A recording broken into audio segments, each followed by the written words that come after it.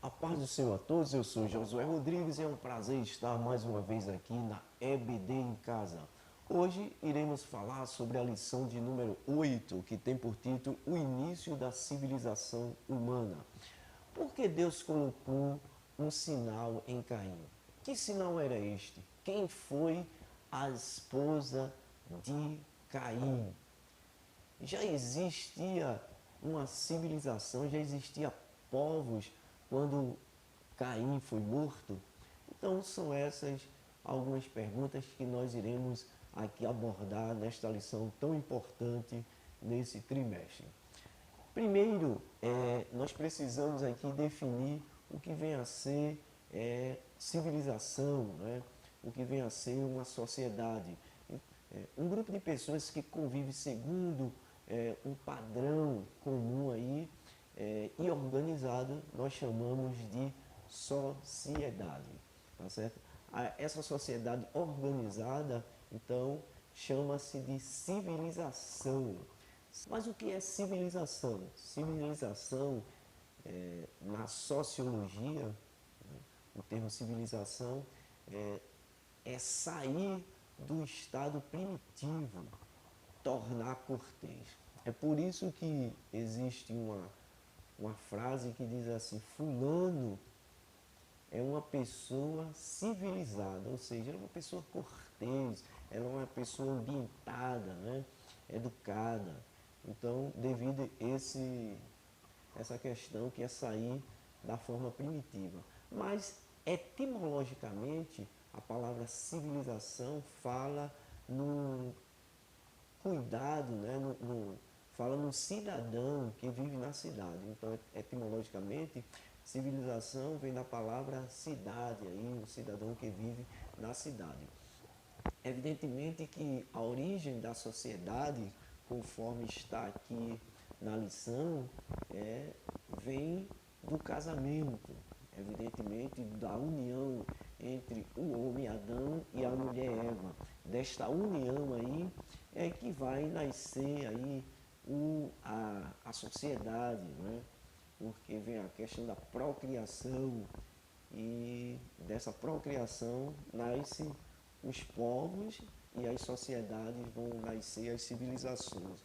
Então é importante, essa instituição do casamento foi muito importante, né, para a propagação aí da espécie humana, a reprodução da espécie humana e para essa criação da sociedade. Por isso que a gente diz que a família é a célula máter da sociedade, é a célula principal, é a célula de origem, que deu origem à sociedade, né? A família, justamente através do casamento entre o homem e a mulher. Surge aí, então, algumas perguntas, alguns questionamentos, se nós formos ler o texto de Gênesis no capítulo 4 aí. Primeiro, por que Deus colocou um sinal em Caim? Que sinal era este? Já existia povo na terra quando Caim foi morto? Quem foi a esposa de Caim? Então, para a gente responder essas perguntas, tá certo? A gente precisa analisar aqui Gênesis capítulo 4, a partir do versículo 1, quando no versículo 1 diz assim: conheceu Adão a Eva, sua mulher, e ela concebeu e deu à luz a Caim, e disse: alcancei do Senhor um homem. Tá certo? Então a primeira informação aqui que nós temos é que o primeiro filho de Adão e Eva aqui foi Caim. Certo?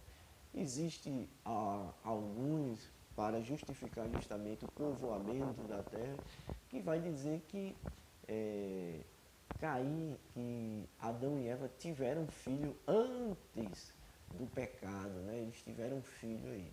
Mas aí é uma conjectura, não existe uma base, não existe uma comprovação bíblica em relação, mas existem alguns que transitam nesse terreno, tá certo? Mas aqui a informação é que Caim foi o primeiro filho de Adão e Eva. Agora, o versículo 2 diz assim: depois deu à luz a Abel. Então, o segundo filho aqui foi Abel, seu irmão. Abel foi pastor de ovelha e Caim lavrador. Então, vai falar aqui justamente das profissões de cada um, né? Abel aqui foi pastor de ovelha, então ele cuidava dos animais, e já Caim foi lavrador, cultivando a terra, assim como eram seus pais. E aí, no versículo 3, aconteceu que, veja, aconteceu que no fim de uns tempos trouxe Caim do fruto da terra uma oferta ao Senhor. Então, observe aqui, esse termo aqui, aconteceu no fim de uns tempos, tá certo? Na NVI vai dizer assim, passado alguns tempos, trouxe do fruto da terra uma oferta ao Senhor.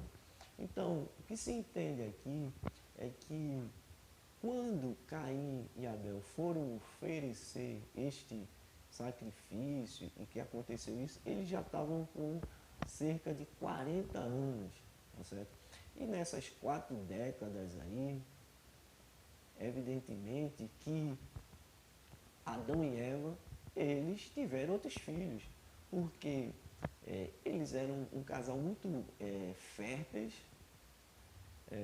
era o primeiro casal, estava naquele processo de procriação, de encher a terra, então era pouco provável que eles passassem 40 anos, 30 anos sem ter filho. Então aconteceu que no fim de uns tempos, então esse intervalo aí, então houve sim o nascimento de vários outros filhos aí, é o que se entende, né, que alguns vão entender aí. Então, passado alguns tempos aí, né, então nasceram outros filhos. Uma tradição judaica diz que Adão e Eva, eles tiveram 60 filhos, 33 homens e 27 mulheres. Então, isso é provável, evidentemente, que eles tiveram muito filho, realmente. Décadas atrás a gente tinha mulheres tendo 20 filhos, 15. Então, no começo aí, Eva tendo 60 filhos, não é nada de anormal, né? Dentro do nascimento ali da família e da sociedade, tá certo? Mas isso é uma tradição judaica que vai dizer isso aí. Então, o que acontece é que nesse período aí, entre o oferecimento dessa oferta aí, pode ter nascido vários filhos e filhas de Adão e Eva. O problema é quando, no versículo 25, vai fazer menção a Sete, né, que é um dos filhos que vai dizer que ficou, é o filho piedoso que ficou no lugar de Abel, tá certo?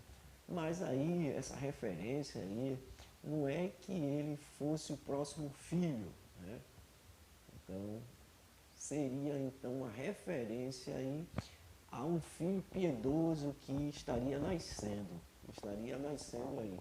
Não necessariamente o terceiro filho. Então, é isso que vai se entender também em relação a esse contexto. Se não, vejamos, Gênesis capítulo 4, versículo 15, e o Senhor colocou em Caim um sinal, para que ninguém que viesse a encontrá-lo matasse.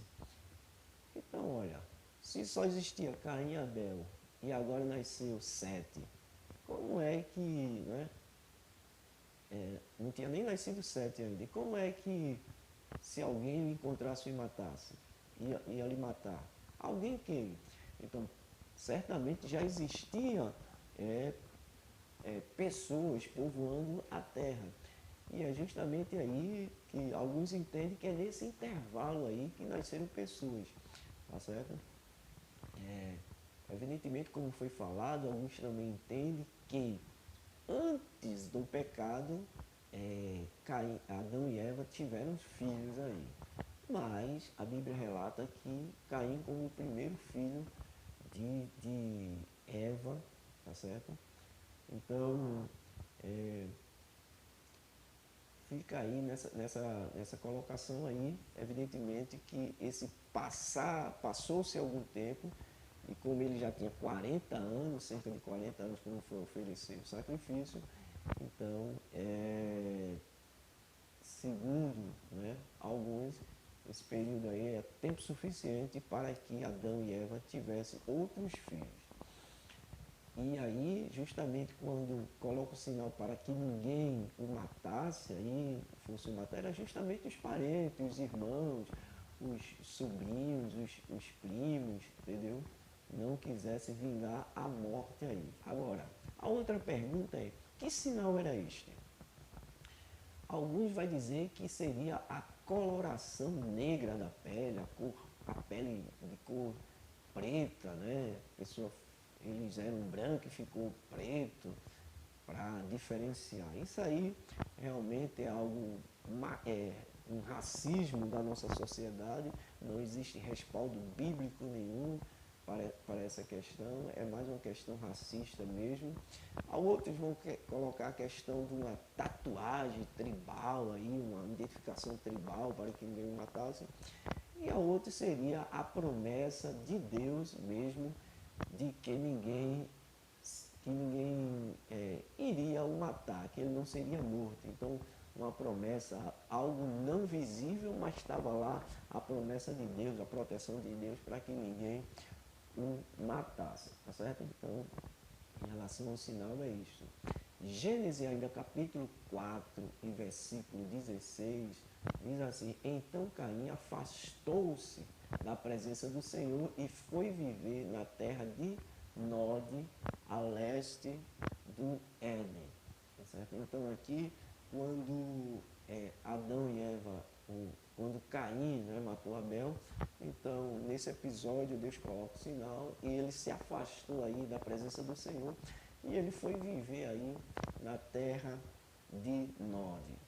Então aqui vai falar propriamente, aqui a gente vai entrar aqui no segundo tópico aqui, né, sobre esse conflito de Caim e Abel, no princípio aí, porque foi que Deus aceitou a oferta de Caim, de Abel, e não aceitou a oferta de Caim.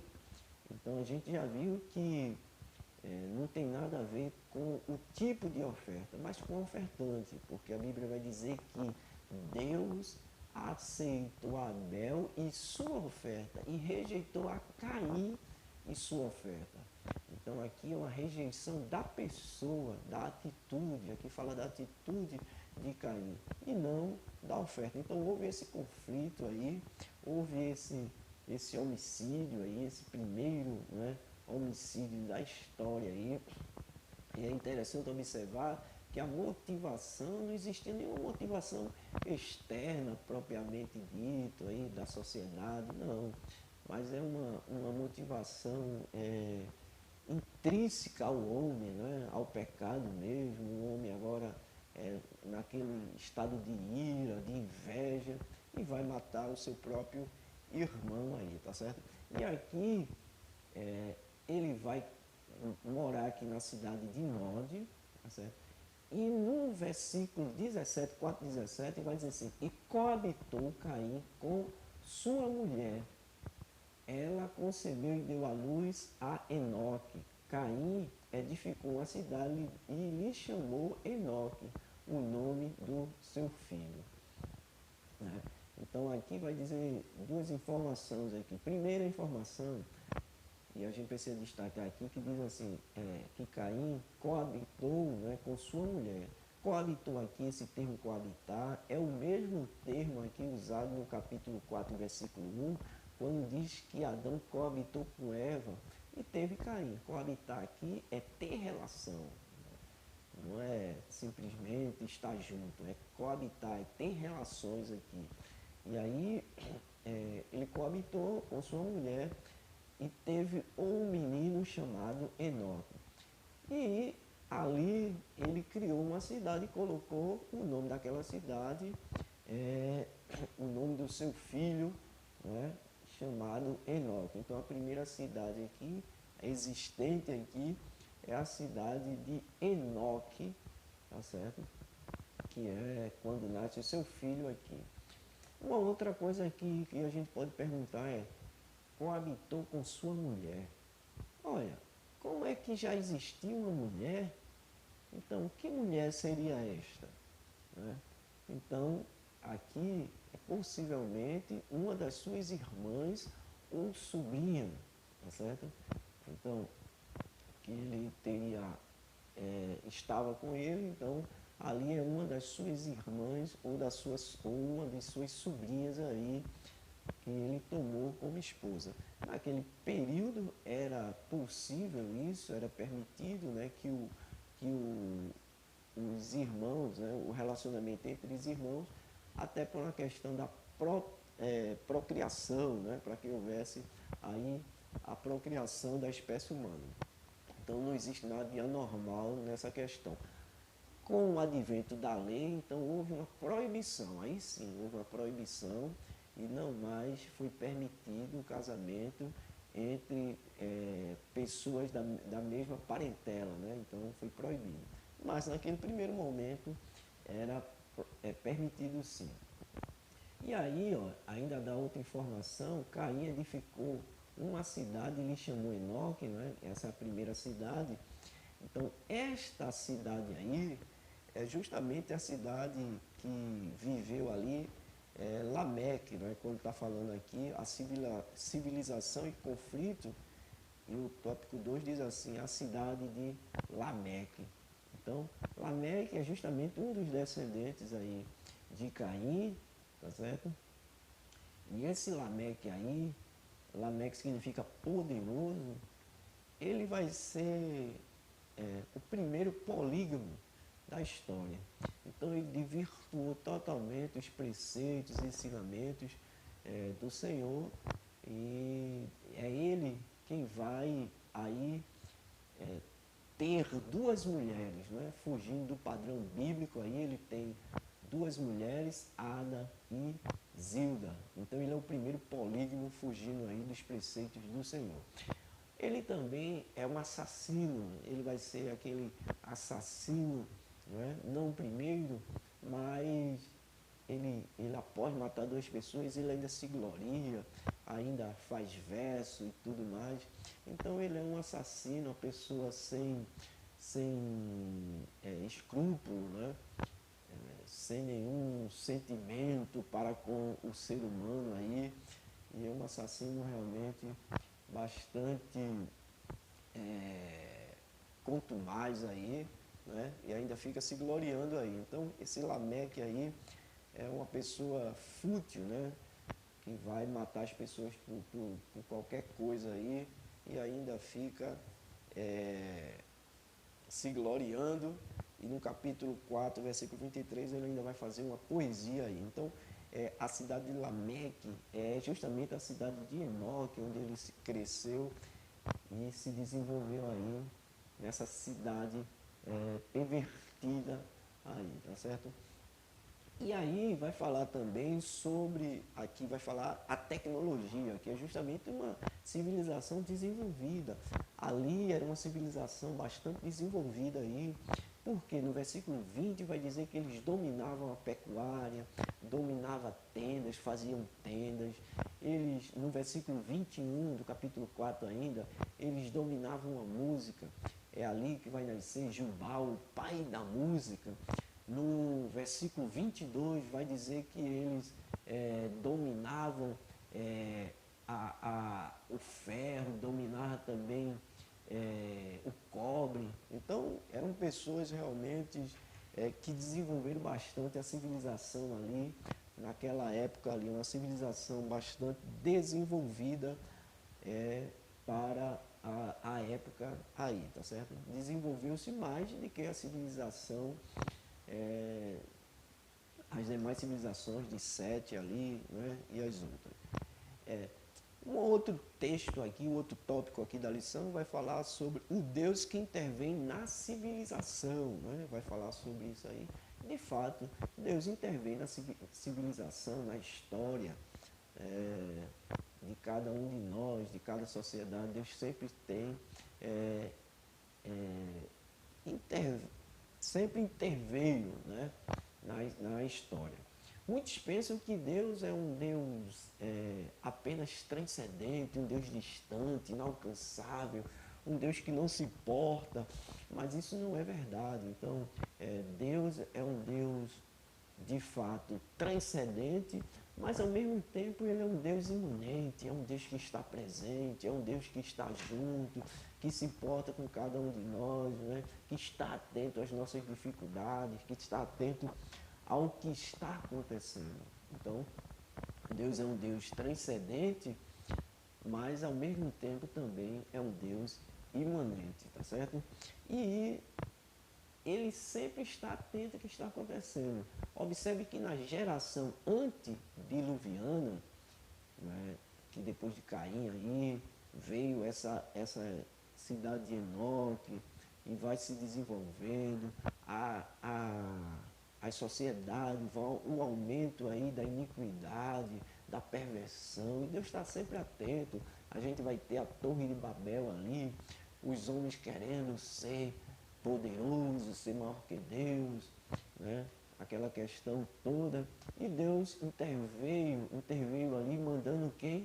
Noé, né? Alertando, dizendo que, olha, vai haver um dilúvio, se arrependam. Então Deus ali está sempre, né, intervindo ali, tentando ali salvar o homem. A gente vê também em Nínive ali, aquela geração, né, quando Deus vai ali, intervém também, usa Jonas e repreendendo, corrigindo. A gente vê na geração de Israel, quando Deus usa os profetas para que o povo se volte ao Senhor. E na nossa geração não é diferente, tá certo? Então Deus enviou Jesus justamente intervindo aqui, tentando trazer uma solução para a sociedade, para a humanidade. E Jesus tem dito aí, ó, vinde a mim todos vós que está cansado e oprimido, e eu vos aliviarei. A Bíblia diz, buscai ao Senhor enquanto se pode achar, e invocar enquanto está perto. Então que nós possamos buscar o Senhor. Certamente Deus, Ele está atento ao que está acontecendo. Muitas vezes a gente acha que não, mas Deus está atento. Deus está olhando. E no momento certo, Deus irá intervir. Então que Deus abençoe você e possamos ter uma boa aula neste domingo, em nome de Jesus.